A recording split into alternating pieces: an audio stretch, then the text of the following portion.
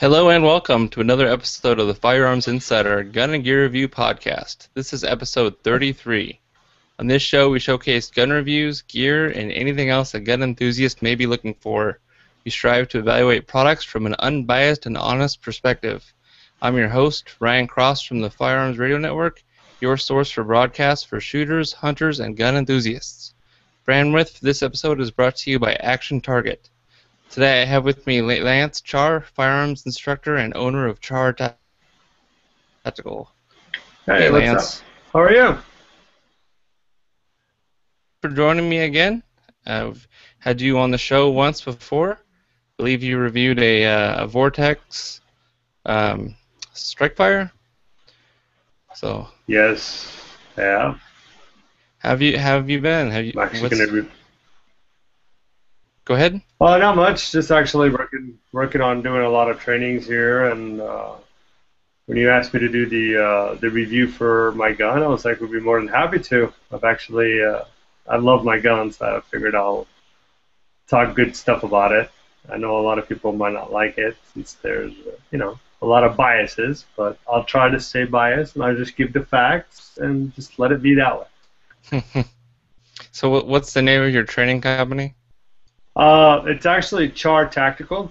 I do a lot of trainings from anything from basic NRA courses through the National Rifle Association. I also do a lot of trainings that are ASHI certified, which is the American Safety and Health Institute.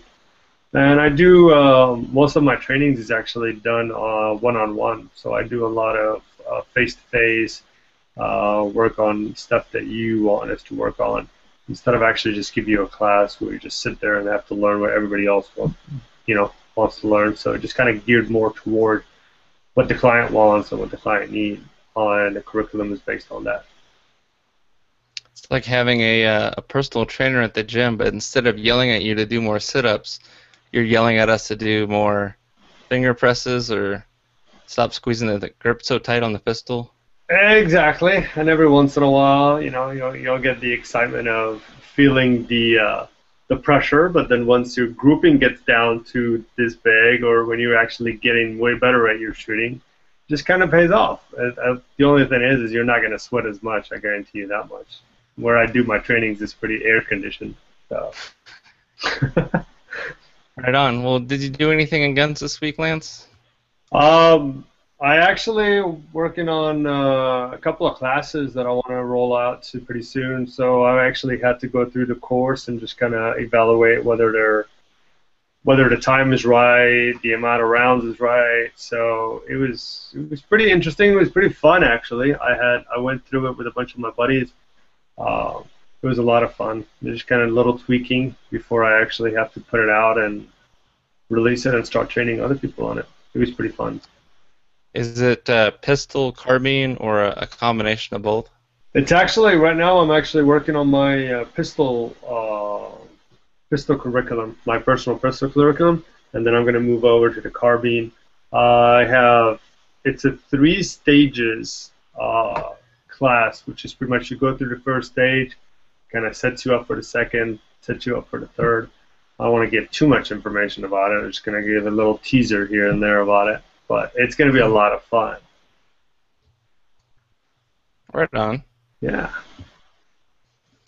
I myself did a lot of reloading for my new 22-250 rifle, and I basically picked like 4 bullets, projectiles, Hornady VMAX, Nosler Varmageddon, Sierra 60 grain Varminter, and I forget what the 4th one was.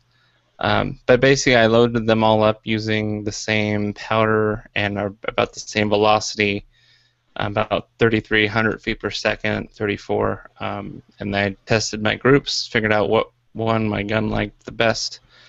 And then I actually did some varmint shooting, some varmint control for a local farmer who has been plagued by they're marmots, but they're kind of, we call them rock chucks, but they're marmots, or I guess you can call them groundhogs. and they range in size, but they pretty much are havoc to the fields. They dig big holes all over the place, and they're kind of just a, a nuisance to farmers. So we asked them if we had permission to hunt, and he was more than happy to let us thin out the colony, as it were. So we did so with great prejudice. So you should have called me up for that. I would have drove across state for that, without a doubt. That sounds like a lot of fun. Well, and part of the thing was, this is part of my Facebook group, the Columbia River Precision Shooters. So we're trying to just basic emphasis on learning to shoot farther and better.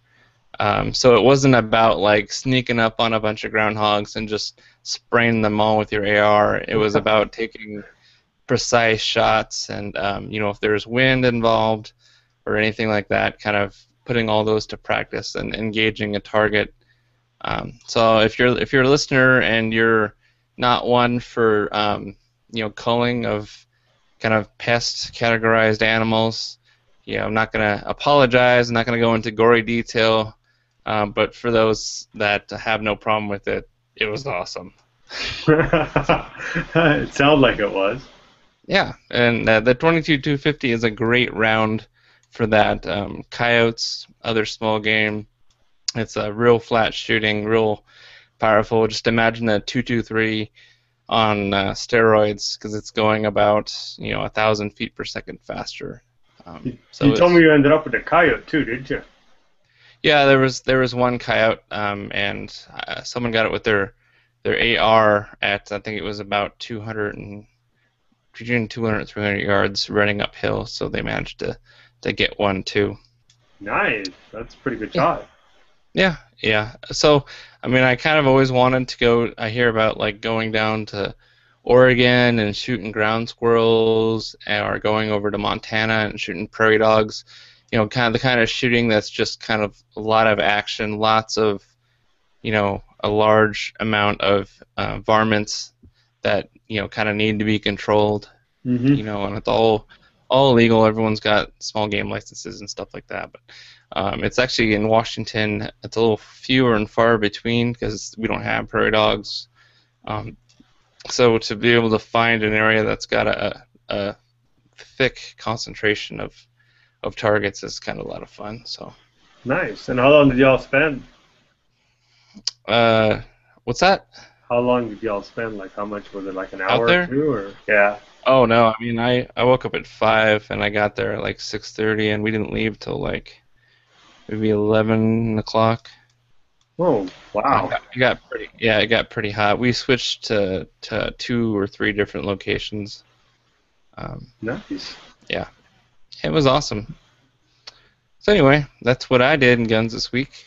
So going through the announcements, we're still doing that Raid Tech giveaway, and I have a new winner to announce this week, and it is for the 1911 digital counter, and the winner is Aaron Lane for his iTunes review, and he wanted a 1911, and his name was drawn, and so you get a sweet 1911 digital counter. And if you're not familiar, Raid Tech produces these modified grips that replace the grips on your pistol or your AR-15, and they give you kind of instant feedback through an LED kind of counter, or just a little light depending on which model it is. So you'll actually be able to count how many bullets you fired, how many you have left in the magazine, or the LED advisor just is a light that changes color the lower your magazine gets as far as your ammo supply. So congratulations, Aaron Lane. I'll be sending out your 1911 grips this week. Congratulations, man. That's pretty awesome. I didn't even know about this till today. I'm probably going to end up taking a look at it today. Well, yeah, as an instructor, I mean, I'm sure you could find a use for having something that counts how many rounds are left in the gun. Yeah, I mean it's really nice. I'm looking at their I'm looking at it actually on Google right now. I'm kind of multitasking. It sounds pretty awesome. Oh. Yeah, I'm not sure if they have a Springfield XD model for you. I know they have a Glock one. Because the problem is that there's no grip panels on the Springfield XD to Yep. replace. Yep. So that would be the I issue. can use it on the AR. So. Yeah, yes, Yeah. and we actually, I do have an AR-15 model left that I'll be drawing a winner. I'm hoping to get more iTunes reviews because it's kind of hard to do a giveaway if you've only got one or two people that are have done the review and emailed me their credentials and specified that they wanted this. Granted, I do have enough entrants wanting the R15 to do like an official drawing, so that's no problem. But I've got 2 or 3 of these Beretta 92 FS models, and I only had one individual send me an email asking to want one, but I did not see an iTunes review from them.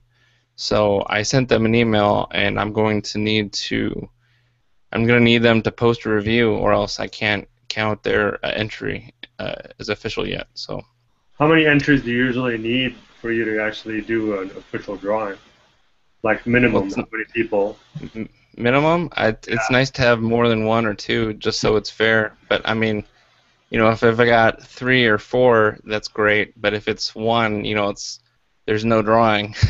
It's like, here you go, I'm giving it to you. Yeah. I just think that the amount of Beretta owners out there isn't as much as like the 1911, the R15, the more popular firearms. So, if you are listening to this right now and you own a Beretta 92 FS, and you having an ammo counter or LED advisor interests you, you need to leave us an iTunes review and send me an email at cross@firearmsradio.tv with your name, your address, and your iTunes username, so I can verify that you did indeed leave a review. And then you'll be officially entered. So I'm going to just continue the giveaway, as I get the reviews. I know I said the deadline was May 27th, but the reviews are still trickling in, and I've got product that nobody has really officially entered for. So I'm going to keep the ball rolling and hopefully be able to give away some more cool stuff. Well, too bad I can't do it, or else I would have actually gone on right now and posted a comment on it. Yeah, I know, man. So another announcement, we're always looking for more community listeners to come onto the show.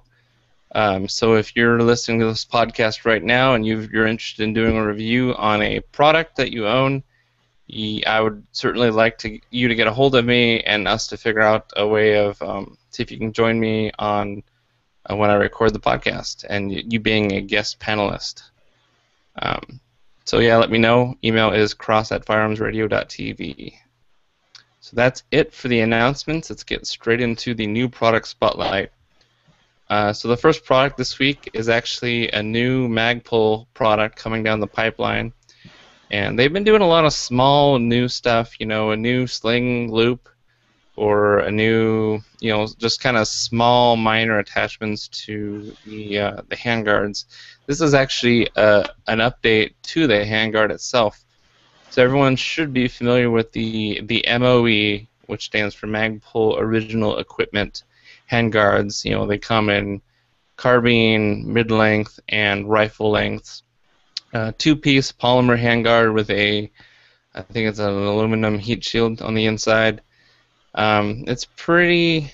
It's a clean handguard, and it certainly functions as far as keeping you from exposing your hand to heat from the gas tube in the barrel. It's like one of the cheapest options for handguards, and it doesn't look half bad, so it's really popular. Especially like I can go to the Walmart in town and go to their gun section, and they'll have 3 or 4 AR-15 rifles with a Magpul Mo grip on them. So they're becoming pretty industry standard. I know that Red Jacket Firearms, and I say that with an eye roll, they released a line of AR-15s with Magpul MOE equipment or furniture on them. Anyway, so this new one. I've actually seen that a lot on M&Ps too, in a local shop in the area, and I've actually held them, and they feel really good. But it seems like it's catching on, as you were saying, more and more right now.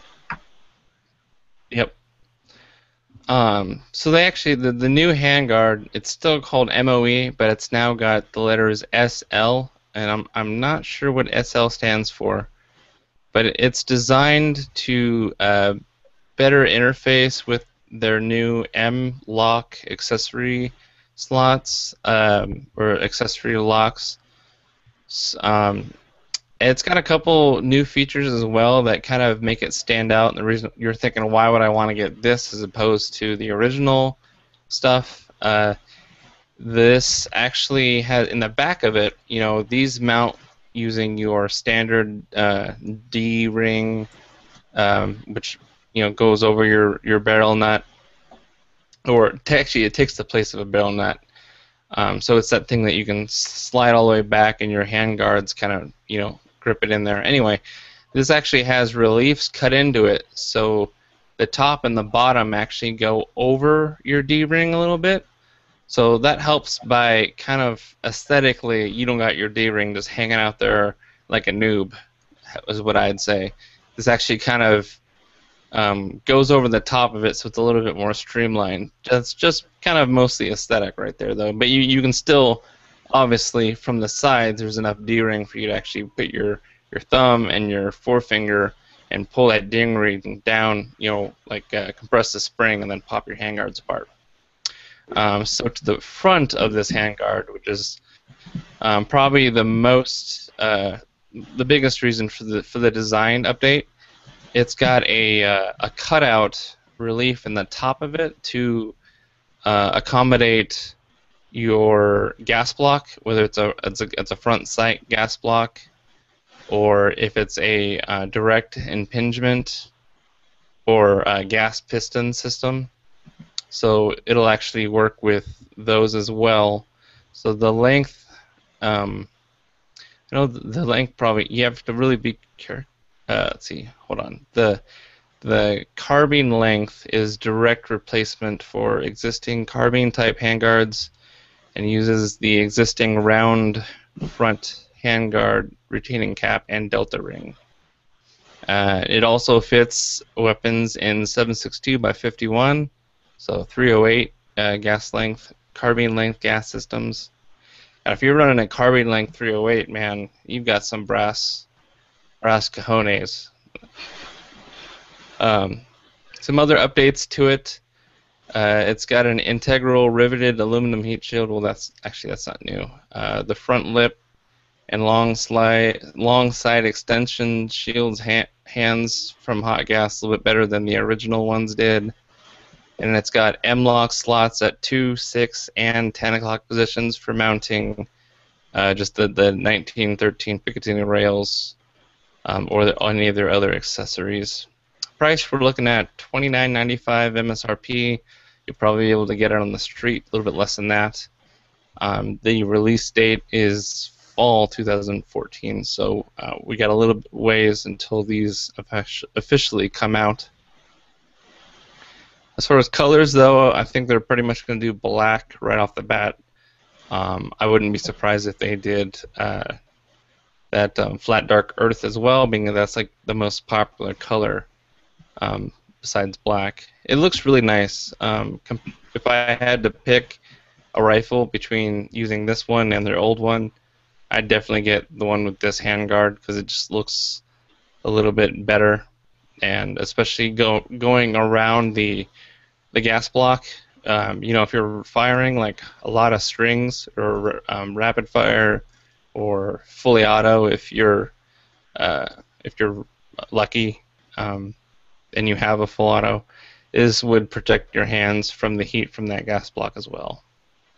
And I actually did a little search on it because when you were talking about the SL, it just kind of piqued my curiosity too.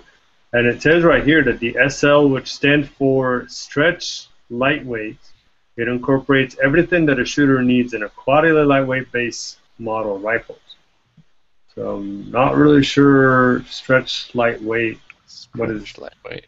Maybe stretched because it extends past the gas block, so that would be the stretch part. And of course, Probably. it's still polymer, and I don't know, maybe they lightened it up a little bit. So that might be where those two come from. Yeah. Sounds So, pretty good though. yeah, I mean, Magpul makes great stuff. Nobody can argue that. So this might be something that you're interested in.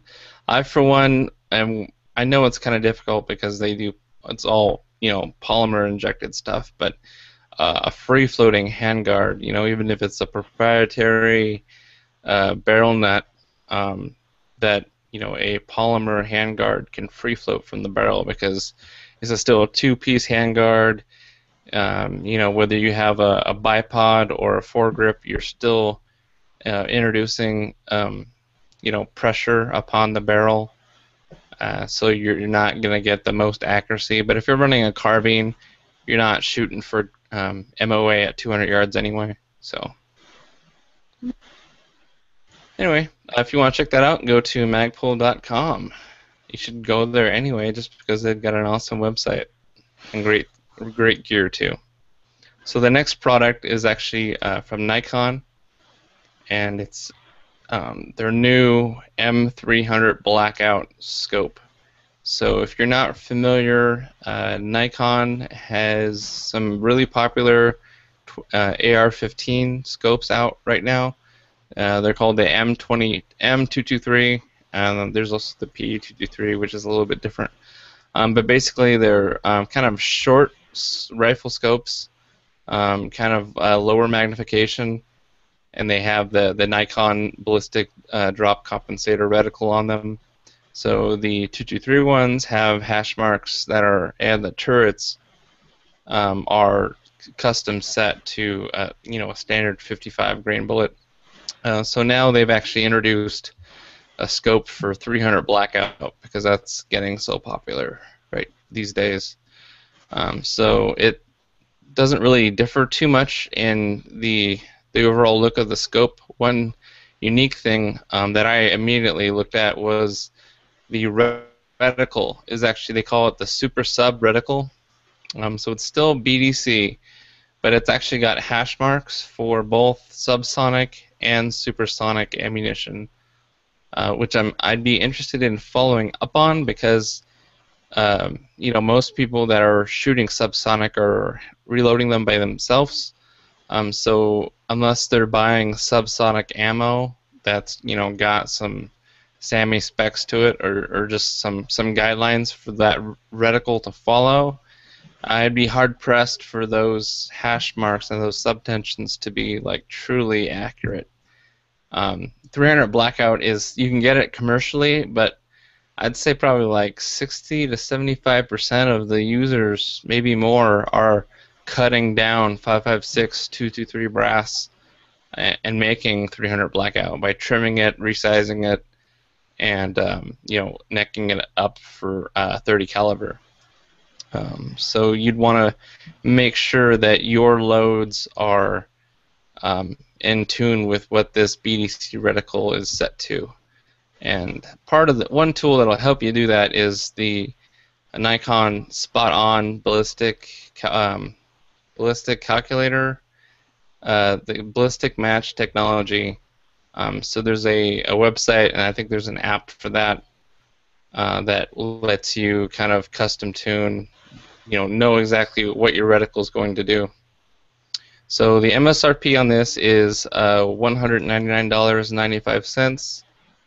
The magnification, kind of important. Sorry, I didn't tell you that sooner. It's 2:7 by 32, so it's a really low magnification, which is kind of meant for closer range stuff. The turrets are spring-loaded, zero reset turrets, so you'll be able to get this zeroed and then reset the turrets so that the numbers actually can reset to zero. That way, if you're making any adjustments in the future, you can always come back to zero and not have to get confused or anything like that. So you just lift the adjustment knob and then rotate your zero and then push it back down. The optics themselves are multi-coated. I don't see any specs on exactly what else of the lens quality. I mean, I'm assuming that any same lens quality as any M223 scope that's out there. So the turrets are in 1/4 MOA adjustments. So 4 clicks would be an adjustment of 1 inch at 100 yards, 2 inches at 200 yards. It is waterproof and fog-proof, just like everything on all the other ones. Nitrogen filled and O-ring sealed, and it's got a quick focus eyepiece in the back to help you bring that reticle into focus. Yeah, so if you've got a 300 blackout and you want a scope that's got some subtensions or ballistic drop compensators on there, and you've been kind of winging it till now, making do with the existing stuff that's rated for 5.56 that's out there, now you have a scope that's a little bit more custom tuned to your needs. You ever shot the 300 blackout, Lance? I've only shot it once, actually. I'm not very familiar with them, and that's one of the things that I'm actually trying to learn about right now. Because started off as that's just something very small, but now it just all of a sudden it's expanding, and everything is just everybody's talking about it, everybody's using it, everybody's working with it, and I was like, I'm trying to get myself familiarized a little bit more with it. So that's why when you were talking about it, I was actually reading about the scope and trying to learn a little bit more about it. And I'm reading some of the reviews that's on it. It looks like it's a pretty good scope, since there's only 6 reviews out of it, but usually that's a good spectrum for you to realize that if all of them are giving it 5 stars, then it must be a good scope. And it looks like it's fairly new. It hasn't been out for a while. Yeah. Well, I try and bring on some fairly new stuff, just so I'm not like, hey, here's the Glock 19, and it's been out for years. So, but yeah, the 300 blackout's really taken off. There was kind of a little bit of like a new caliber war, where there was like 6.8 SPC, no, 6.5 Grendel, no, 300 blackout, like all these different, fanboys, I guess, people that choose a caliber to replace the 5.56, and then just like duking it out with people that are on the other caliber side. So it was pretty comical. Even in some of the reviews here on Nikon's website, there was like a 6.8 SPC supporter, and then you've got like 3 or 4 300 blackout people, or just they're probably neutral, but they're pointing out that, hey, the availability of the 300 blackout is increasing as there's more demand in the market. You're seeing more and more of it on the shelves. I'm seeing more of it, but maybe it's just where I'm at. But I'm seeing more 6.8 than anything else, and that's one caliber I do have. I've been kind of tinkering with the idea, but until my tax stamp gets in the mail for a 30 cal can, I'm gonna just kind of hold off and invest in different things. It might be just a project that I do later in life, is build a number for it. I don't think I'm really missing out on anything right now. I'd rather all my 30 caliber projectiles be loaded in, actually, precision bolt action rifles right now than, loading up for another AR platform. But that's just me. So let me ask you this real quick. If you actually had to explain the 300 blackout for somebody who's brand new, who just doesn't understand what's 300 blackout, how would you go about explaining it to them? I would tell you that it's a new caliber, that the whole point of it was to improve upon the 5.56 cartridge. So there's kind of been, at least in the military, a little bit of a 7.62 by 51, 308 Winchester. It's heavy. You don't get a lot of rounds. You can't carry as much of it with you. 5.56. It's lighter. You can carry a whole lot of it, but the stopping power kind of leaves something to be desired. It's really meant to be like a wounding cartridge. I'd consider it actually a varmint cartridge because it works great on varmints. I don't plan on shooting anybody with it, so I can't tell you whether or not it's an effective man stopper. So there's kind of been this middle ground of what other caliber could work well in an AR-15 rifle and be kind of universally good at the weight, the cartridge size. Does it make use of all the existing components that people, militaries, governments already have in stock? And so that's why the 300 Blackout, which was called the 300 Whisper, kind of the former head of AAC, Advanced Armament Corporation, they make suppressors. He kind of helped start the development of this round. So basically, it uses all of your same AR-15 components except for the barrel. So it'll fit in a 5.56 magazine because it uses the same case, and it's within the length to fit inside the standard magazine. So it's got that same head case or case head. So the same bolt will work just fine. You just need to get a 30 caliber barrel, a 300 Blackout barrel. You can also, one of the things that I like most about it is you can load it either supersonic or subsonic. So you can have the rounds, being loaded up, to full standard velocities, and it's comparable to the AK-47 cartridge, the 7.62 by 39. It's almost the same. You could almost call the 300 Blackout a 7.62 by 35, I think I've heard it called. So basically, or was it 25? I forget. So many numbers. So it's at full velocity. It's comparable to the 7.62 by 39, which has been used in wars and battles all over the world.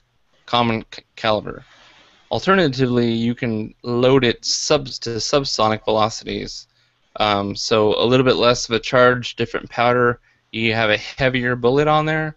So instead of doing like 115, 35, 150 grain bullet, you can load a heavier bullet, 168, 180 grain bullet, and you can get velocities that are right around the speed of sound. So when you have a suppressor attached, you actually don't get the sonic crack of breaking the sound barrier when you're firing. So it makes a great suppressed round. It's probably, out of all the rounds you could suppress, I think it's probably the king. And I know I'll probably get some hate mail from that. I don't have a rifle caliber suppressor yet other than .22 long rifle, so I'm not the authority. But as far as having your AR-15 and having a suppressor and having a round that can feed a little bit more reliably and perform well, it seems like the 300 Blackout is a winner in that margin. I think that's the best I can explain it, and I know it was still long-winded. It did a pretty good job. Yeah, I mean, if for you being a professional, if you wanted a round that was 30 caliber and it had a lot more stopping power, and if you were operating with a suppressor, this would be the round that you'd gravitate more to than 5.56. But yeah. Makes sense. Yeah. All right. So I'm sorry if your eyes are rolling right now because you've heard so much about 300 Blackout, you want to throw up or just black out. So, sorry about that. So if you wanted to check out that scope, getting back to that, you want to go to Nikon's website. That's nikonsportoptics.com, and then search for their Nikon products and their rifle scopes. So next up, we have a new offering from Springfield. It's actually, most people should be familiar with the XDS, which was Springfield's pocket-sized 45 ACP pistol. Kind of, it wasn't the first in the market, but it was one of the most sought after, and it kind of still is. Pocket pistols, single stack 45, super concealable pistols. The original had I think a 3.3-inch barrel, so it was really short. I mean, the ads that came out in the magazines, that's what I pay attention to, they actually said, actual size. So they're able to print an image profile of the gun in the magazine on the page to give you an idea of exactly how small it is. They just released a 4-inch version of it. So, it's got a, 0.7-inch difference in barrel length to the other one. Same capacity as far as ammo goes. I think I'm pretty sure it takes the same magazines, except it has a little bit longer barrel, which people are liking a lot. It looks a little funny at first because you don't see a lot of single stack, small magazine size pistols with a longer barrel. So to me, this seems like something I would much rather have, because when you're concealed carrying a pistol, the barrel is the easiest part to conceal because you've got it stuffed down your pants or in your holster. That's not the part that's poking out and possibly printing on your shirt. It's the grip. So having a longer barrel gives you the benefit of increased accuracy, longer sight radius. Those two go hand in hand together. And then having a smaller grip frame when you're carrying it, it's not going to be printing as much or protruding out from the holster as much. So if you've bought an XDS pistol in the past, or you just got one, you might be kicking yourself, because I think this 4-inch model is going to appeal to you a lot better, and you're probably thinking, crap, why did I do that? I should have waited. Well, the good thing is I was actually looking into getting one for, like, when I go running or when I'm very active. I just like to put a smaller gun other than my full-size XD. Mm-hmm. And now I'm actually kind of happy that it took me forever to kind of do my research to get to the gun that I want. And I know I want an XDS, but I'm looking at this and I'm reading about it, and I think I found my new gun. I think I did. Well, then you already having an XD, yeah, which you listeners will get to hear about it a little bit later in the episode. You'll be familiar with all the controls and the trigger pull and the grip safety that people are kind of mixed on. People really don't like that grip safety, but it works. It does the job. Yeah, the only thing that's going to be is I have to actually start collecting my own new round, which it's not like I don't have enough rounds, but if this is going to be your first 45 auto in your collection, you sure have been missing out, because 45 ACP is a joy to shoot. Well, I think I've shot it once or twice, and I do enjoy it. But I'm one of those people who like to stick to the whatever I already have. Mm-hmm. Like, I have already over 2,000 rounds for my 40. It's like now I have to start up a whole new, I guess, cache of different different rounds that I can have it on hand. But it looks like a pretty nice gun, though. Yeah, I mean, I've let you shoot my 1911, and remember, that's different. You compare it to 1911, which is the Rolls Royce of all 45, to Springfield. If you ask me any time of the day, I'll take the 1911, even though I can't conceal that big monstrous thing. But just having that gun is just such a pleasure to have. I think you might be able to carry a full-size 1911 in your beard. I'm working on it. Maybe I just need a couple more inches, and I might be able to hide it. But definitely right now, with the way it is, I can definitely hide that gun. I can just put it it just fits right here. I just close it off on it, we'll be good to go. Great. I think this is.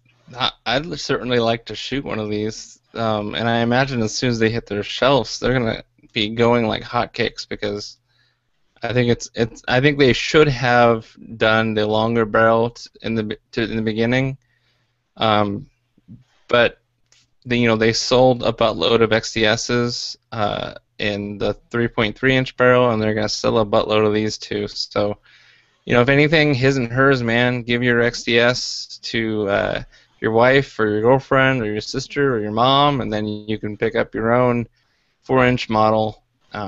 Interchangeable magazines and all that. We also like about it actually comes with the fiber optic front sight automatically. Like on mine, when I first bought it, it actually came with the regular sights, and I had to change it. But this one actually automatically comes with the front one. I really like that idea. Did you manage to change out your front sight? Yeah, I actually did. I ended up getting fiber optic on front and back, and I had to take it to a gunsmith. I was trying to do it on my own, but Yeah. not gonna happen. You know, I remember when we took it to a local gunsmith, and yeah, he gave us that look like, sorry, I'm not taking this. I'm not yeah, changing out the sights on an XD. yeah. No matter what drift punches you have, I'm gonna screw your frame up or your slide up. Yeah. The guy that I took it to is actually Springfield gunsmith, so he was able to get it out. But it took a couple of, hammering and, some rough working on it, and it got it out, and it looks really, really good, and it's really easy to acquire. So if you've never shot with these fiber optics, trust me, they are the way to go. And since this gun already comes with them, so you don't even have to pay the extra cost for it, that's even a plus right there. Yep. So it actually has, the rear sight is a steel dovetail. Mm-hmm. It's just the front that's fiber optic. 7.7 pounds. Dual recoil spring with full length guide rod.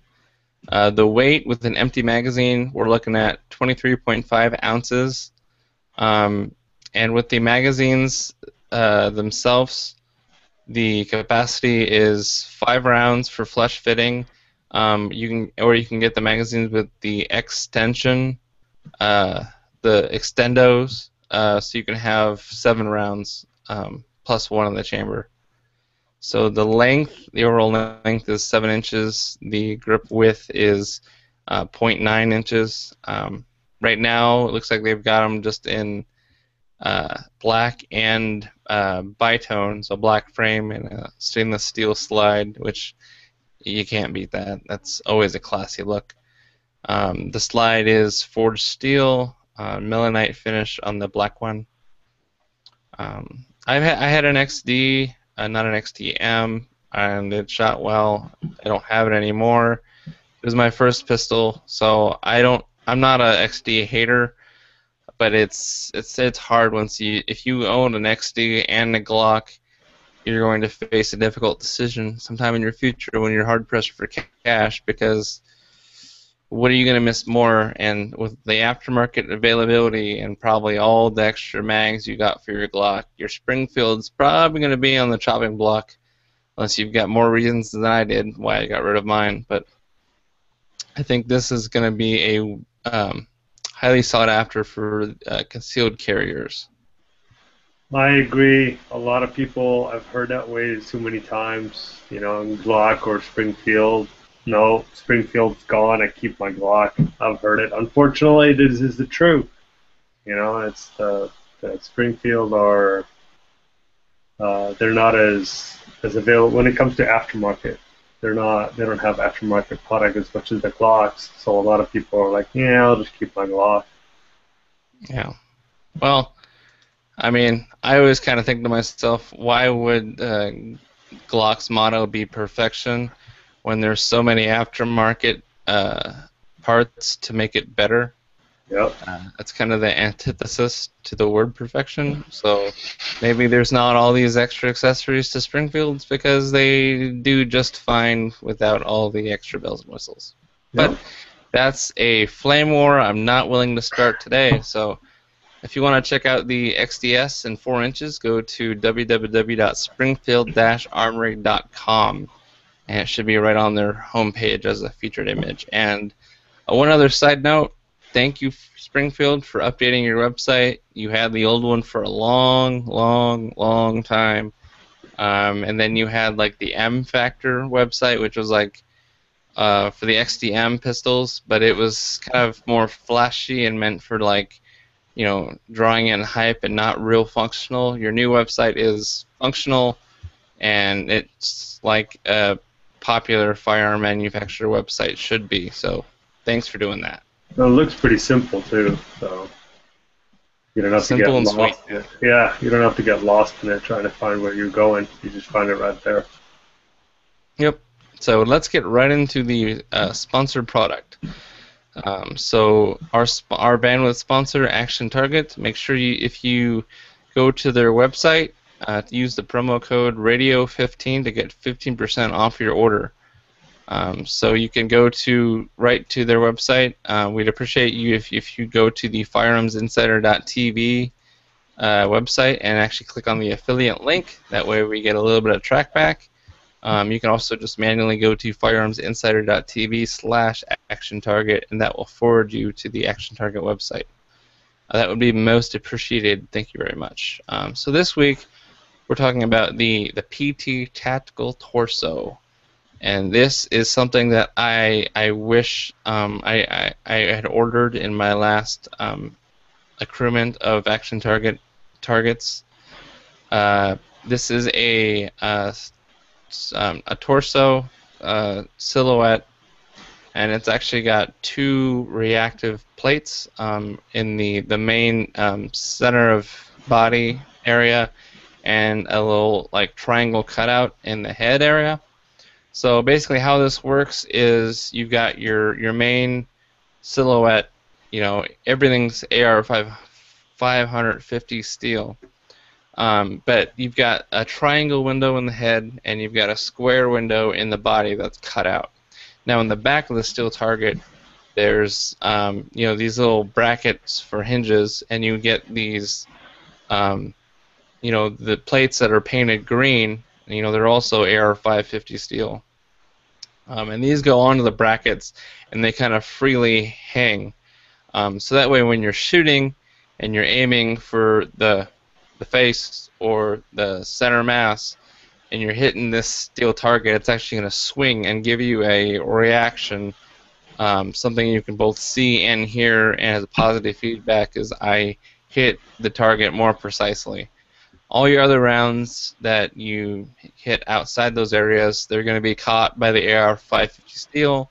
So if you're just shooting for, hitting your target, and your rounds not hitting the berm behind you, they're still going to catch it all the same. But now you have a little bit extra challenge. Aim small, miss small. That's something that I always try and focus on when I'm shooting. And you're always trying to shoot for a smaller target, because if you're just shooting the silhouette, and if you hit it or wing it or wherever indiscriminately, you're not really gaining any additional skills. You're not honing anything. Anyone can really hit one of these targets with a pistol, but having these little areas for you to focus on and give you that rewarding feedback of that swinging insert, it's kind of really nice. So we're looking at an MSRP of $349, but less than that if you use the Radio 15 promo code. This is actually a very good. I've used something like these targets from that pretty company a few times for training, and they actually are way better than using the paper targets, because a lot of students, when you're actually teaching them, they see the paper target, they see the little hole, and they're like, oh, okay, well, woohoo. But with this one right here, when you actually hear the cling, when you actually hear the sound, for multiple reasons, it just makes the students feel a little bit more appreciative of the fact that they actually did hit the target. So knowing that they actually did that particular target, the one that you were talking about, is a pretty interesting setup, and I actually will be interested into maybe getting one or two of them and just see if it actually works out better when I'm actually training. It definitely beats, when I've used it before, it definitely beats the paper ones, because the paper ones, you just shoot them and you just throw them away. These right here, you can just keep shooting and shoot them and shoot them, and it takes a lot for them to actually break off. Yeah. Well, I mean, if you had a steel silhouette target, and before, one of the more common additions to that, to kind of a smaller target, is that hostage plate. It usually swivels from the left or the right side. So basically, you're supposed to hit that plate and make it rotate behind the target to the other side, and not hit the hostage, which is actually the steel target. Yeah. So that's beneficial to people that just want to have fun, shoot for something smaller that swings back and forth. Yeah, it's fun, it's great.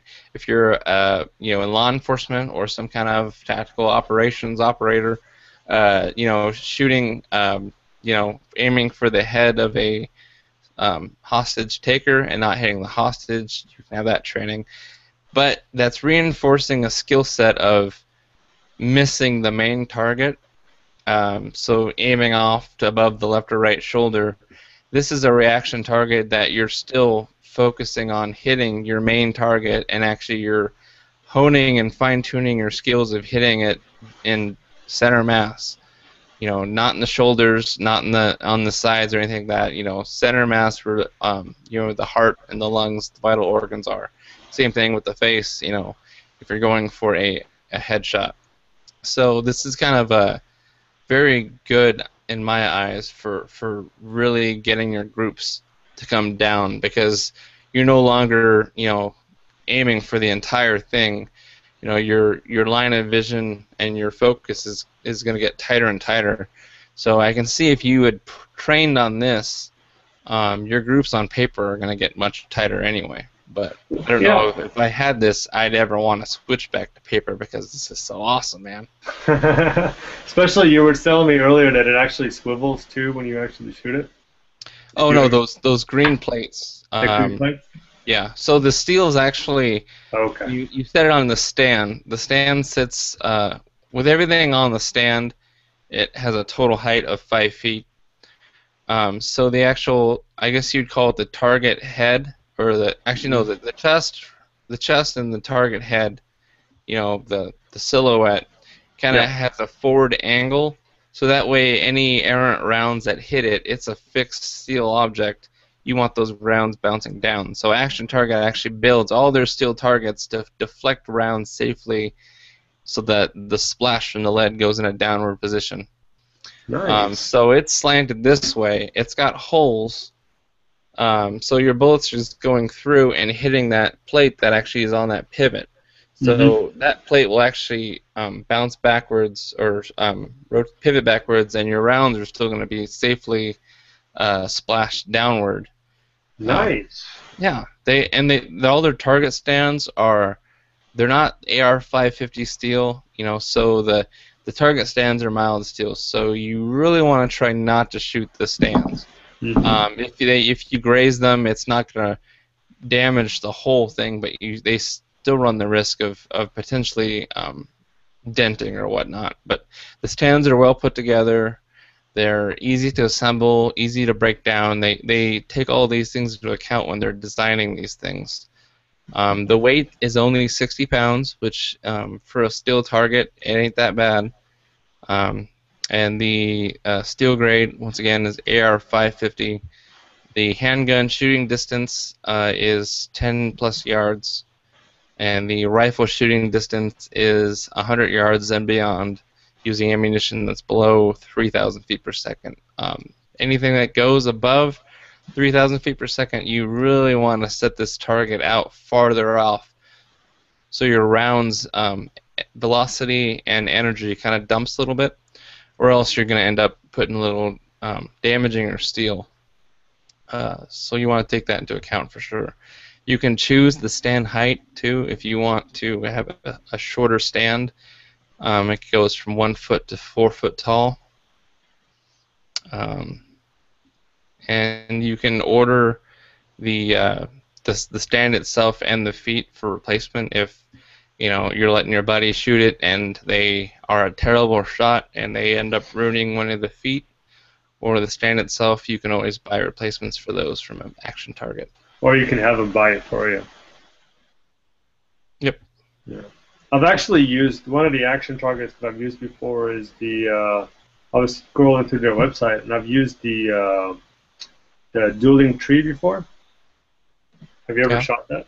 And it's a competition between me and a buddy of mine. We just kept going on side to side. It was a lot of fun, and he was very much honing in on a little accuracy.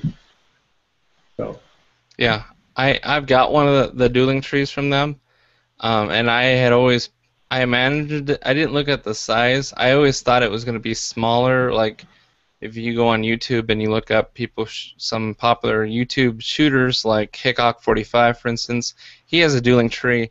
And I kind of have a rough estimate of how big those plates are, how big the tree is. the one I got from Action Target is huge. Like, almost, I'm pretty sure it's almost as tall as I am, maybe only by like a foot shorter than I am, and it's heavy, and this thing is well built. So it's a little bit more robust than I thought it was going to be, but man, is that dude going to last me a long time. The only thing is that it's so heavy, it's hard for me to take it to the range just for me to shoot it myself. I need to have Lance here come visit me and help me put it in the back of my truck so we can use it together. Or ideally, if you've got the land and the property or you own a range yourself, you can sit this in one place, not have to move it too far, and really get good use out of it. But I'm all about shooting this. That was a lot of fun. So I'll be taking a trip toward you pretty soon. Now, since I know that you have this, I might be there this weekend. I'll actually be on your side of the mountains this weekend. But well, bring it in with you. Yeah, I'll just throw it on the train. Yeah, exactly. So if you're interested in that, go to store.actiontarget.com and look under the reactive or the steel targets, and then look for the torso family or the reactive steel hostage, or I'm sorry, the PT tactical torso. I confused it with the hostage target. Anyway, so that is the Action Target product of the week. Let's get right into the main topic, the panel discussion of reviews. And so Lance here is going to share with us his amazing pistol that he's got so many rounds through. Yeah, I'm actually going to be talking to you guys today about the Springfield XD. It's actually my favorite gun. I've shot a lot of guns being as an instructor, and there's a lot of features about this gun that I'm very much a bias to, but I'll try to keep it toward the gun. The one that I have right here is the XD40. They actually, I like the round. I like the gun itself.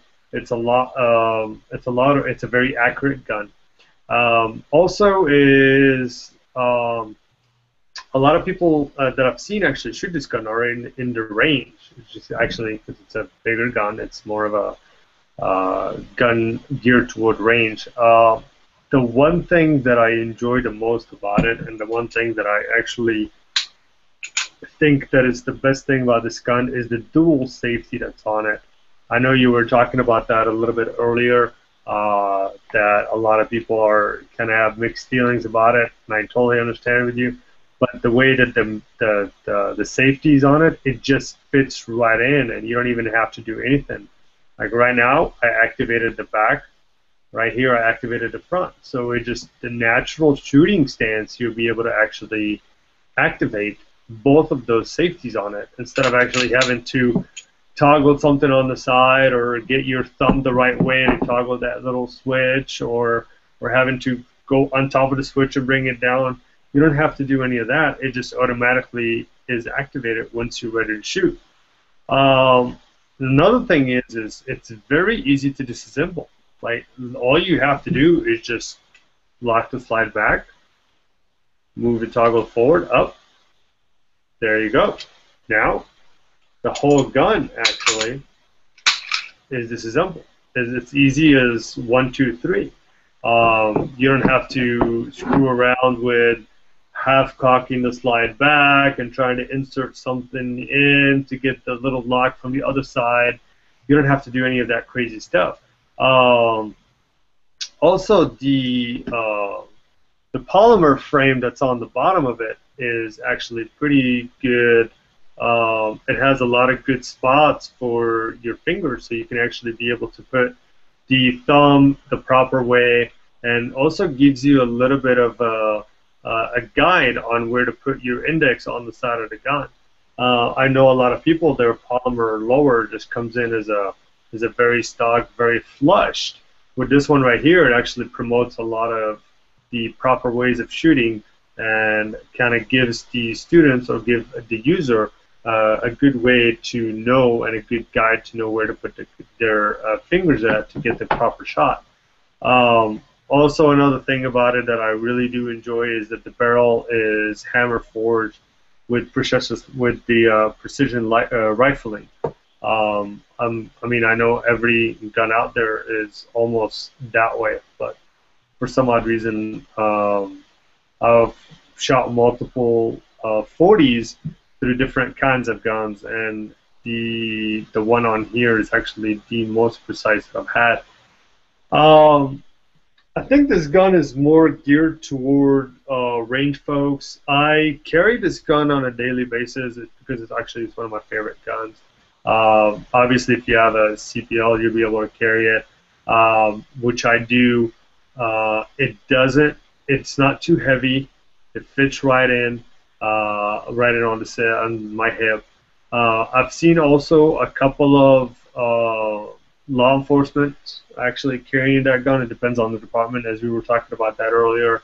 And then one thing is this gun is pretty good for people who have average hand sights. I know a lot of times when I'm instructing, a lot of people buy a gun just because somebody else recommended that gun to them, but that gun is not a proper fit for their hand. Some of the guns are small, some of them are big, some of them are too big. So this one actually fits the average hand. So if you're looking around and you're for a gun that's actually pretty easy to hold, that's a pretty good gun. Some of the let me see here. Also, the one thing that I've noticed about this gun compared to other guns that I've shot is for the 40 rounds, which is a lot of people think that it's a very snappy round. It's a round that it actually is very unpredictable. This gun actually has a very good recovery time,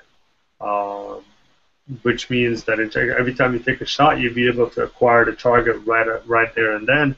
Not as bad as some other ones that they're pretty much polymer all around. Those are just your shots are all over the place, and it takes you a lot more to acquire the target. Also, the other thing that I love about this is that it actually has a loaded chamber indicator, which is right there on the top, right here in this area, right where when you're looking through the sight, you'll be able to see if you actually have your gun loaded or not. Instead of actually looking onto the side of it, or some of them looking onto the back of it. So this one just kind of in your line of sight, everything is right there.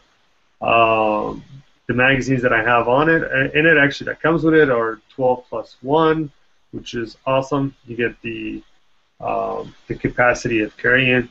The one that I have is actually the black one, but I have seen it in OD green as well. I like the black one because you can actually always, I don't know, it's classic for me to have a gun that's black and not the OD green. It just reminds me of, Afghanistan time. So I kind of stick to something that's a little bit more civilian. And I've noticed a lot of the times when I was actually doing the research for this gun, trying to find, when you were asking me about, what others are saying, you just kind of get a clue of some of the comments. It amazes me at how many times that a lot of people compared this gun to the Glock.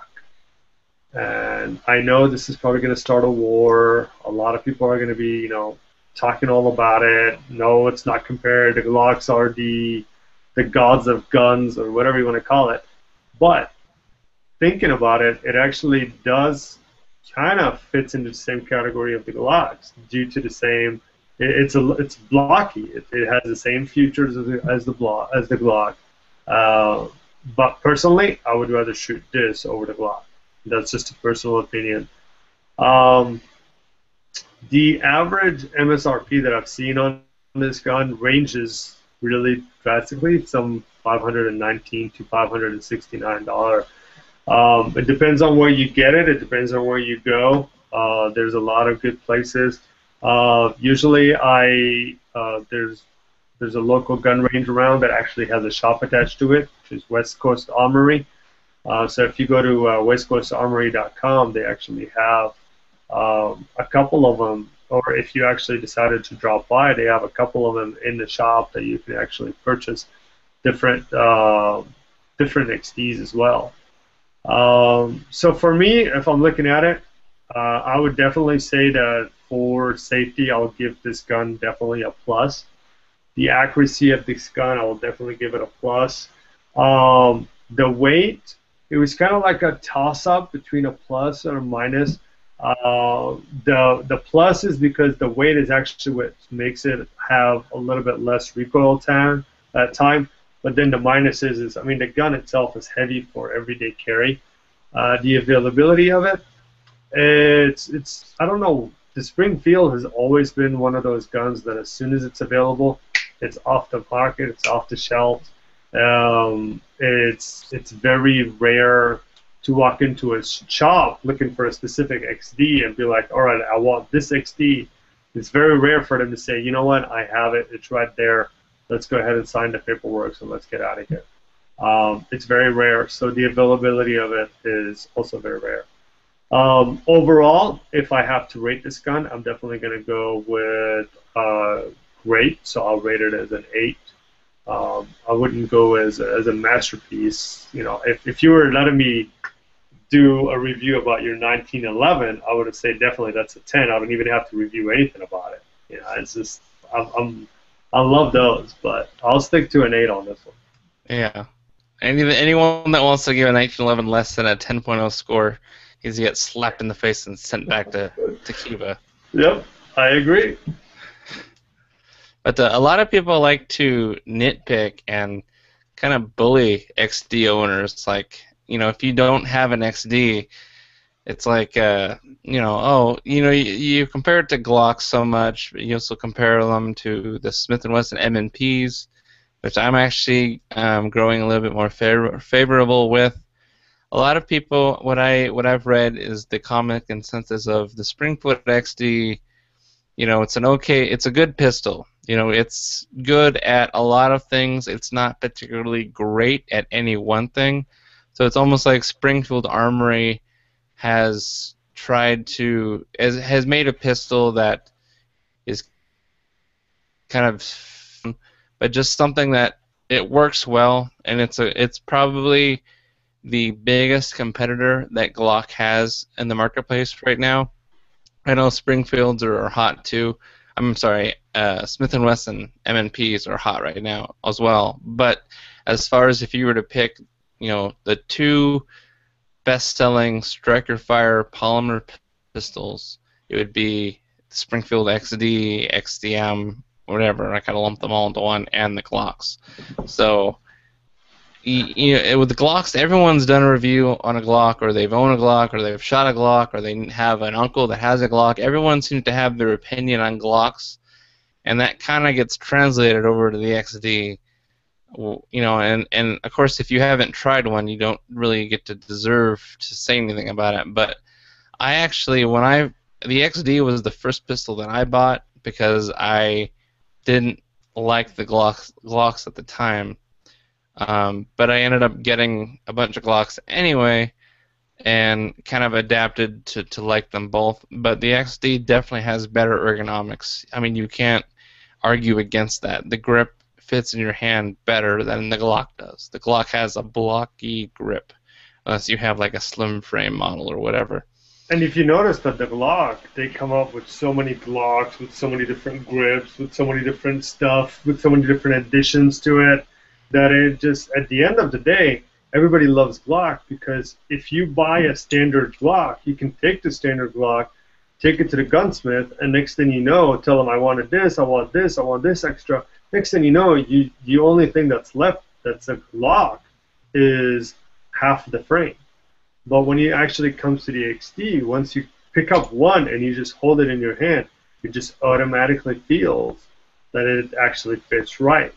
I mean, I've held multiple Glocks, because obviously when you're doing a lot of trainings, everybody loves Glocks, so you come across a lot of Glocks all along the way. Anything from ghost trigger all the way down to slimmer grips to everything like that, it's all about a personal preference. At the end of the day, which one is your personal preference? Is it going to be the Glock, Is it going to be the M&P, or is it going to be the Springfield? There's really not one of them that is the superior one. They all have the same pretty much standards. They all have the same guidelines. At the end of the day, they all look the same. If to me, they're just a little minor details. Yep. And if you're listening to this and you're a SIG or an H&K owner, go back to your corner, and we don't want to hear it. Yeah, I mean, I haven't had anybody I've actually had one person who is, he's a Walther, he used the Walther PPX. He'd used that all his life, he shot it all his life, and then he picked up, I was like, hey, let's try something different. Because we were working on having him being able to carry any gun and just be able to acquire, target, and shoot with that gun no matter what it is. He's an older gentleman, and he carried the XD, put it there on the range table. He carried it, shot a couple rounds out of it, put it down, and he was like, he's very quiet. And I was like, and he's normally a very chatty kind of guy. I was like, well, what happened? And he looked at me and was like, I think I found a new gun that I like. Yeah, and it took him literally 2 weeks to get the gun, the XD, because they were always on backs. He had to order it. So by the time it got to him, it was 2 weeks later. And the first thing that he did when he got it, he called me up and he was like, hey, you want to go to range? Ammo's on me today. And he paid for the ammo, and we had so much fun. But it was just, he shot with that PPX. He was telling me that he had that PPX for almost about 6 years. And he has shot every Glock and hated it. He shot every M&P and hated it. And then as soon as he carried the XD, he was like, I like this gun. And his shooting actually got a little bit equal to his shooting with the PPX, because as soon as he picked up the gun.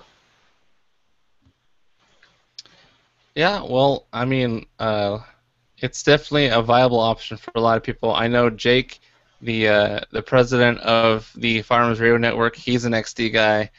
I remember listening to some gun guy episodes back in the beginning. Him and oh man, he's gonna kill me for not remembering his name. Zach Carlson, kind of having little Glock versus XD little banter back and forth. So I know that if the president of the Firearms Radio Network, he's an XD guy, so it can't be all that bad, because he tends to like them too. And it's like you said, personal preference for everybody. It's going to be argued from now till the end of time, but you've got the options that are out there, whether you want a 5-inch competition barrel, if you want a compact, a subcompact, different calibers, different colors. Springfield has that available for you, and if you haven't put one in your hands, you're kind of missing out on an experience and something you might potentially further enjoy. And one thing I want to mention just before we move on is a lot of guns, when you actually shoot range ammo and then you move over to shooting hollow points or plus Bs or plus B plus or anything like that, you notice that the gun dynamic changes. When I've actually shot the XD, one time I had somebody shoot range rounds, a magazine of range rounds, which is 12 rounds, and then 12 rounds of hollow points, the Winchester hollow points. And literally, they did not feel any difference in it at all, because the way that the gun, once you hold the gun right, once the gun fits in your hand right, you still have the same accuracy, the same shot every single time. So when you do that with any other guns, you notice the differences of the recoil on it. Yeah. So I think we've talked that one to death a little bit, but let's get right into the next review. It's actually my review, and I did it on the hunting knife that I use. It's by Havalon, and it's called the Piranha. And we've always called it the Piranha. I think it's because I got it from my dad, who got it from his hunting buddy, and so they've always called it the Piranha. But I just think it's a couple old men that kind of skipped over the T. So it's actually called the Piranha. And what it is, it's a it's a folding knife that actually uses replaceable blades. So I've got the orange, or the Blaze Orange bolt model, and I'll open up the blade here. As you can see, it's pretty much a scalpel. It's a very thin blade, and it's actually replaceable. So when you're using this in the field, you're using it on a deer. When your blade gets dull, instead of having to dig through your gear, probably in the dark, and try and find your sharpener and sharpen your knife or switch to a whole nother knife, you can actually just pop the blades right off this. They are extremely sharp, so there's no forgiveness. If you poke yourself, you're going to have an NC, which I'm going to call a negligent cut instead of a negligent discharge, and it's going to hurt because this thing is, like I said, surgically sharp. So what you want to do is you want to grab it from the bottom and kind of lift a little bit and then pull, and it'll actually come off of its little bracket there. So here I've got the blade. They come with extra blades, and they come in these like foil packages, pre-sharpened, and they're sealed to be sterile. And so this blade is actually the rated 60XT, which is actually their newer blades. It's 20% thicker than their older blades. Their older blades were like 60 something else, and the problem with those is it's pretty easy to snap the blade because it was so thin. So if you're dressing your animal and you try and use this knife for anything in a prying motion, the blade was going to snap, probably closer to the tip, but could, a lot of it, because you have this this keyhole interface with the knife, is kind of a weaker point because don't have consistent metal all the way across. So a lot of times it'll snap right here, and so you just have to replace it with a different blade. So there's a little bit of a learning curve. So you're not having to replace the blade every 10 minutes. So if this is something you're interested in and you pick one up, I almost guarantee you're going to snap the blade on your first go-around, probably within the first 10 minutes. So always bring extra blades. That's very important. If you don't bring extra blades, you are unprepared and you're kind of screwed, unless you have a backup like buck knife or something. So replacing the blade, you've already managed to take it off. You discard it, wrap it in like some duct tape so that you don't poke yourself again. And then take the new blade out of the package, and you just slide it right over this little interface, and you want to slide it all the way down until it snaps into place. So there it is, and then you can fold it up. They come in different colors. This one is the Blaze Orange, and it's got a kind of a rubber black insert grip. They have green. They've got like a limer, brighter green. They've got brick red. They've got just all Zytel black plastic. They've got it in like dipped camouflage. And they've got it engraved with some scrimshaw artwork, or actually some like inlaid etched artwork. But there's actually like scrimshaw kind of gripping on the sides of the frame. This is my second one. I've got where I had a steel one. It was just bead blasted stainless steel. Not sure where that went. I think my old man took it from me. Or borrowed it. He borrowed it. Borrowed it. There we go. There you go. Oh, trust me, I borrow plenty of things. So yeah, it's a ruggedized ABS plastic is the frame. So it's lightweight, and it's it's weather, not weather sensitive at all. So how many times have you cut yourself on it? Once. It only takes once. Being that it's so sharp, sharp cuts heal much, much slower than dull cuts. If you don't know that, this knife will teach you that, because you'll stick yourself in the finger with this thing, and you'll be surprised how long it takes to heal because it's sharp and it's deep. It's a constant reminder of how to use it the right way. Yeah, exactly. Yeah. It does include a nylon holster. It weighs only 3 ounces, so the overall length is 6 3/4. So when you unfold it, 6 3/4. It's got a removable holster clip, which is actually, I've had this for a while now, and I don't really remember using the holster clip all that much, but because it's screwed into this ABS plastic, that actually became a weak point, or a point where there's a lot of tension applied, opening the pocket clip, or it sliding around and something pressing on either side. So there's actually a crack in the frame in 2 places on mine. So it doesn't seem to be loose or anything like that, or affecting the knife's performance. So I haven't replaced it yet. It still works just fine, but I imagine that if I dropped this hard enough on a rock that it would actually come off. I'd lose the pocket clip, and then I'd want to just replace the whole knife itself. It's got a frame lock construction. It doesn't have an actual lock to keep the blade from coming out unintentionally, which I think it should have, because you do not want this thing coming open on accident inside your rucksack, because if you're lucky, it'll just cut a hole in your rucksack and fall out, and you'll lose it. If you're unlucky, you'll be reaching for your trail mix or your water or something, and dude, you will get a very in-depth look at your knuckles and your bones and your muscle tissue, because this thing is, like I said, sharp, the epitome of sharp. It's pretty much like having a surgical scalpel in the field. So you might be thinking to yourself, why would you want that level of sharpness for getting a deer? Me and my old man have been doing it with a hatchet or a machete or some kind of ungodly redneck toothpick, big old Rambo blade. Well, this little thing doesn't take up a whole lot of room in your pack, and it is really good at cutting up, skinning a deer and boning out the meat if you have to.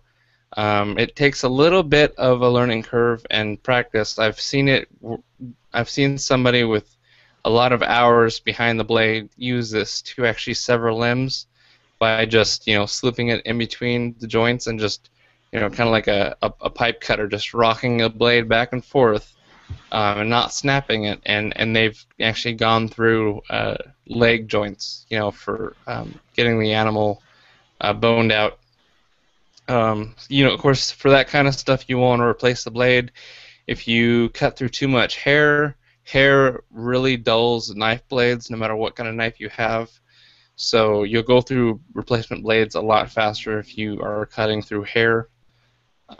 So we're actually pretty neat and clean when we're dressing an animal. No dirt or anything touches the meat.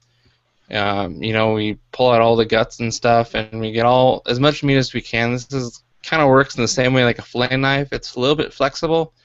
So like when you're boning out the meat on a rib bone, if you've got a fixed knife that's got a very rigid blade with no flexibility at all, you're going to be kind of just making repeat cuts, kind of cutting a little bit, pulling back, re-angling, cutting a little bit again. This has the flexibility to follow the curvature of that bone and almost fillet that meat right off the steaks right off the bone. So it's it actually increases the speed in which you can clean the animal. You get 2 guys with these things working on the same elk or deer, and it's probably going to cut your time down immensely, because you're not having to stop and sharpen and whatnot. It just goes through skin and meat like butter. And of course, when you're removing the hide from the carcass, that doesn't take much of a blade to do, but these work really well. So if you are interested and you're not like stubborn with what your old man taught you to cut up a deer with, and you're open to trying something a little bit more new and precise, definitely give these Havalons a try. I actually saw them at the local gun shop today, so they were right. The MSRP on these is $59.99, so $60, but you can definitely find them cheaper. So I saw them on the shelf today for $36.99. You can get them on Actually, Amazon. What's that? I just went on Amazon and it's actually $33.74. Just getting to that, buddy. I'm And we ahead of actually you. have an affiliate link set up. So if you are looking at my review on the firearmsinsider.tv website, and you click on, you can click on the Amazon links, either the retail $33.74 that goes to Amazon's website, or you can click on the I Need It Now availability, and that's an affiliate link. You'll be able to purchase that knife through Amazon, and the Firearms Insider Firearms Radio Network gets a little bit of that support, so we really appreciate that. So it fits 60A and 60XT blades. 60A is the thinner blade. 60XT is the 20% thicker blade that doesn't snap as easy. So that's always good. Comes with 12 additional blades right out of the package. I always recommend picking up more because just so it lasts you multiple seasons. And one other review that I found is actually right on Havalon's website, and I found it to be the most succinct review, and it's by Slammer Dude, is his username. He says, I have owned it for more than 5 years and have used it on brown bears, Dall sheep, Roosevelt elk, Sitka black-tailed deer, caribou, reindeer, moose, mountain. Okay, he's just showing off on all the animals he's used it on. Each whole animal generally takes 1, occasionally 2 blades based on the task. I have used 150 replaceable blades total, and this is my go-to hunting knife. The downside is it cannot be used in a prying type motion. The blades are too weak. If you know this, then you generally won't have that problem. I have also had it close on me because the lock is wearing out. The other problem is the blades are so sharp there is no margin for error. I have sliced off several knuckle tips on my left hand, cutting too fast with my right hand. I also poke myself several times every animal, trying to reach into tight spaces or holding back meat or the hides. There is still no better product out there, period. As a previous biology student, I always used to carry scalpel blades with me. This is just the evolution of a better product all around. So that's a great review. It's a couple things I've said, a couple things I can't say better myself. So my rating, plus for coming with the a dozen replaceable blades and a holster sheath.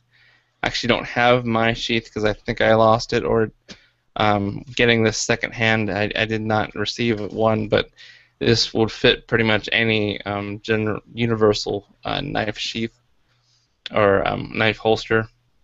The blades are, as sharp as can be, and for the negatives, it's got no locking bar to prevent accidental opening, and a ding for the plastic on this ABS cracking right next to the pocket clip.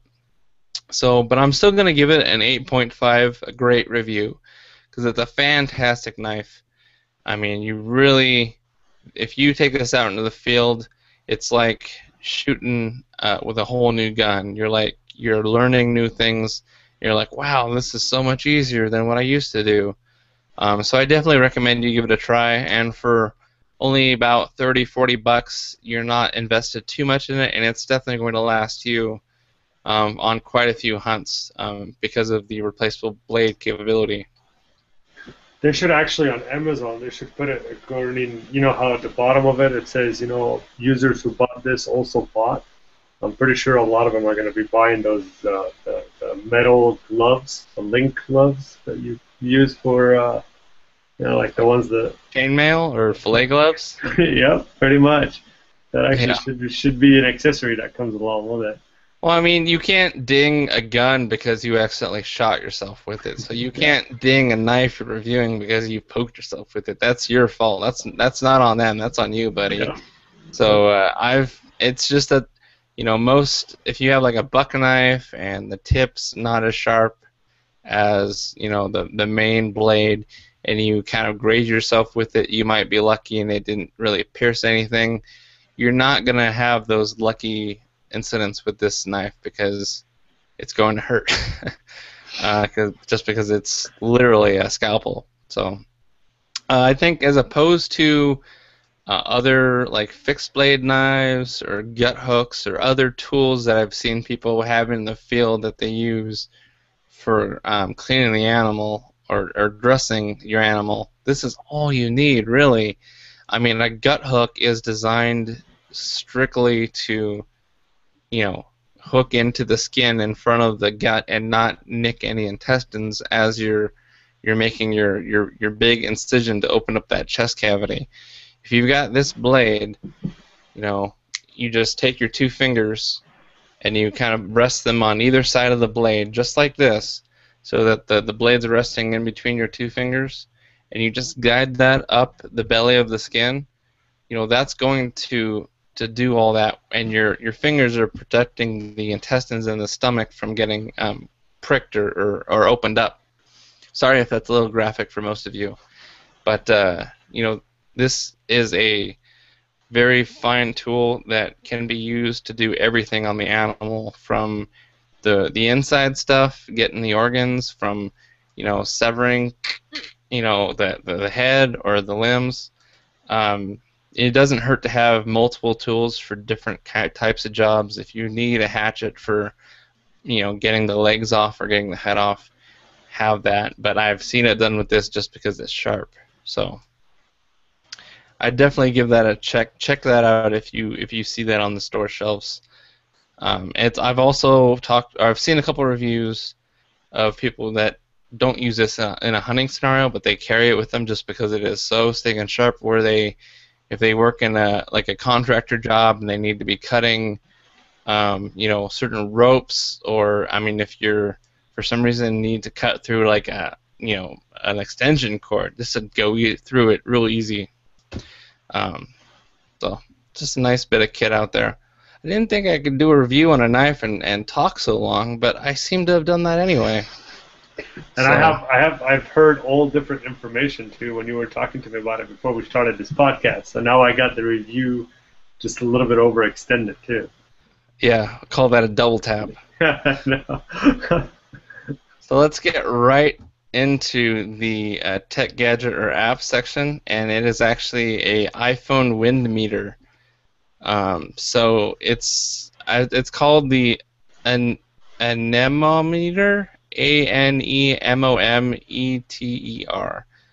So if you go to www.goingapps.com, and then in the navigation you'll see wind meter. So what this is, it's an app for your iPhone. If you're a Android user, suck it. This is for the iPhone. I didn't literally mean that, guys. Don't send me an email. I'm sorry. Don't suck it, okay? Basically, somebody wrote an algorithm that works off of the iPhone's microphone. So basically, you hold it upside down so that the microphone, which is on the bottom of the iPhone, is pointing out. Kind of hold it out in the wind, and then you click on the button that says Get Wind, and the microphone will actually, the wind sound that it picks up, there's an algorithm that translates that into wind speed. And then you hold that out there and you get your reading, and then you hit that same button, which will now say Got Wind. They've kind of worded it or programmed it so it's pretty easy to get. So then the final reading is it takes an average of everything the microphone picked up, and then that applies it to a wind speed. It supports multiple units of measuring, including miles per hour, knots, kilometers per hour, Beaufort, feet per second, and meters per second. I didn't know wind could be measured in so many different units. So the uses for this is recreational. Obviously, if you're a shooter and you want to know, if you're doing a little bit of long-range shooting and you want to know what's the wind blowing, the only problem is, of course, that's the wind blowing right where you're standing. You would have to run this out to your target, take a wind measurement, run back to your rifle, and take the shot, and fingers crossed that the wind didn't change speed in that time, which it probably did. So as far as using this in a precision shooting scenario, I'm not so sure. I mean, if you could like attach it to an external microphone that's like way out, like 200, 300 yards at your target, maybe. But and actually, if you go to the website and you scroll all the way down, they've got a couple videos showing the iPhone wind meter next to an actual like Kestrel wind meter, and showing how close they get as far as 2 meters. What's actually built for it? One's your iPhone running an app, and how close those readings get.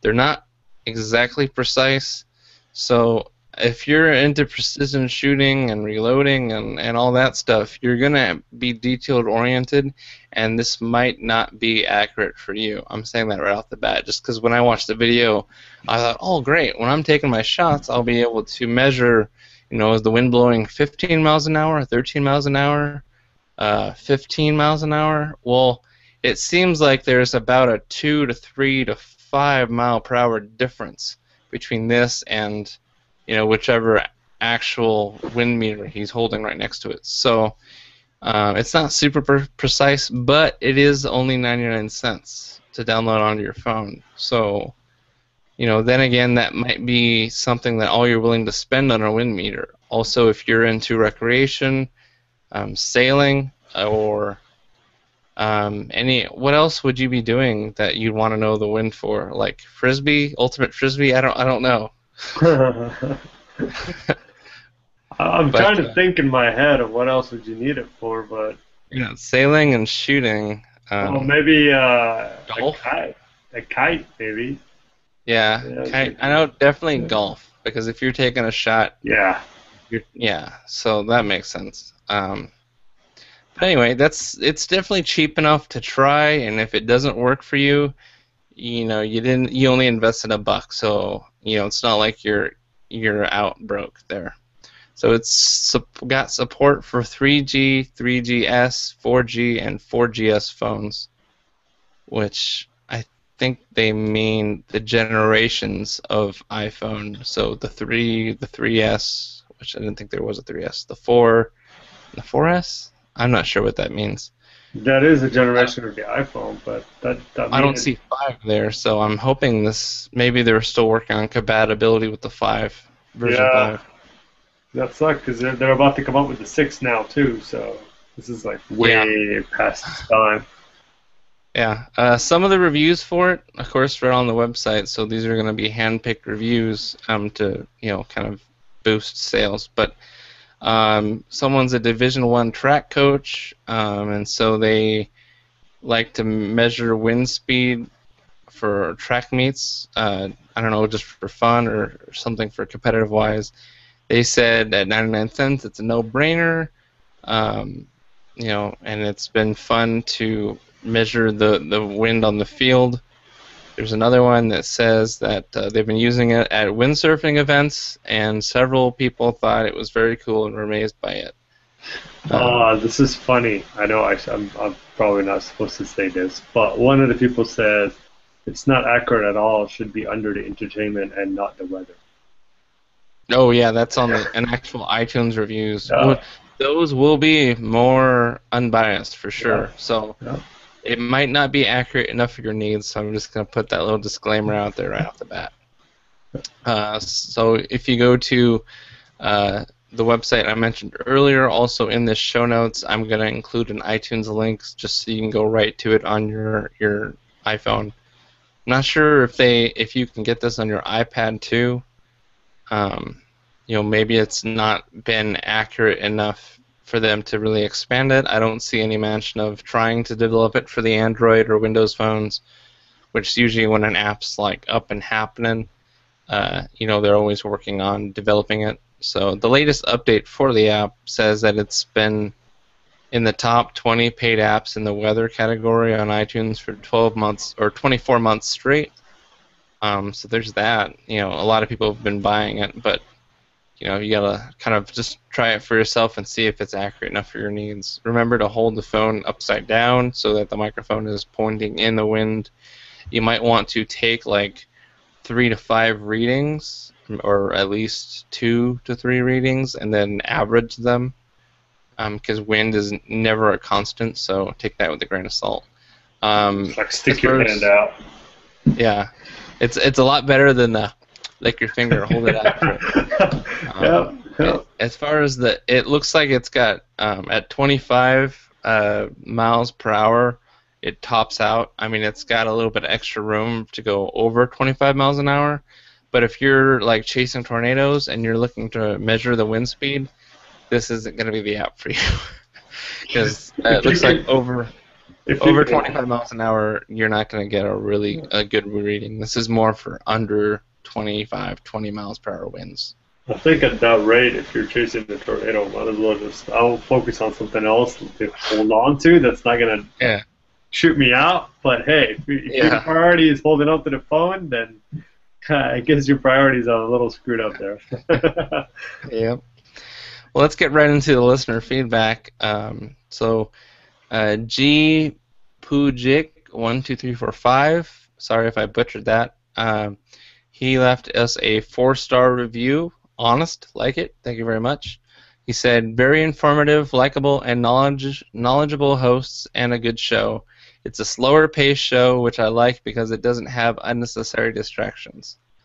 The doctors told my mother that I was going to be a slower paced child, so I kind of appreciate that. Take it to heart. I vouch for that. The special one.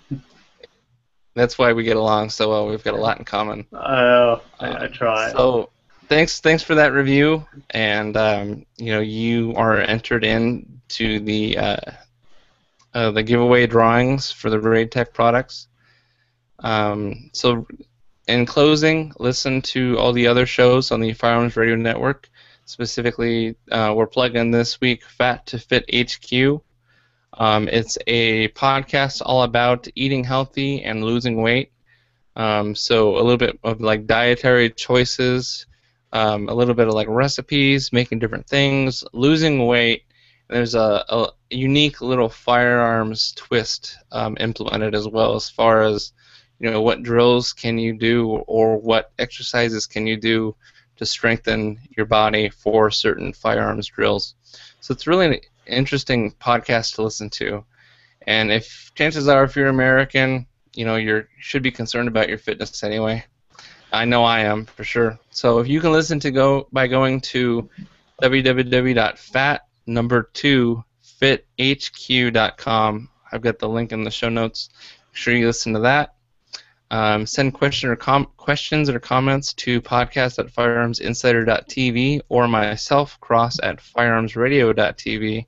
Remember to leave us an iTunes review and subscribe. Check out all the other shows on the Firearms Radio Network at www.firearmsradio.tv/iTunes. Be sure to visit the Firearms Insider website for reviews and industry news coverage.